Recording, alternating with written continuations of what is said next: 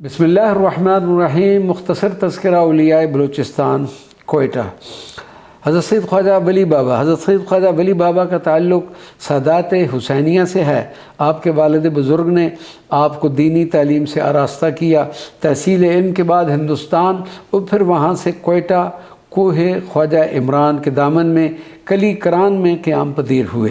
करानी के सादात आपकी औलाद में से हैं। हज़रत ख्वाजा वली बाबा जब आज से तकरीबन 400 साल कबल कोयटा तशरीफ़ लाए तो उस वक़्त कांसी कौम के अलावा खाना बदोशों के चंद घर थे।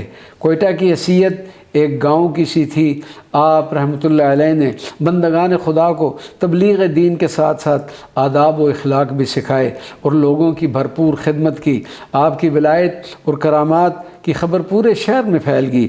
लोग दूर दराज से नजराना अक़ीदत के लिए आपकी बारगाह में हाज़िर होते। आपके विसाल के बाद आपका मज़ार मुबारक कली करानी में बना और हर साल आपका उर्स मुबारक शान व शौकत से मनाया जाता है और कोयटा में आपका मज़ार मरूफ़ है। हज़रत शेख मानदा बाबा रहमतुल्लाह अलैह दरवेश कामिल हज़रत शेख मानदा बाबा के हवाल किसी किताब में मुयस्सर न हो सके।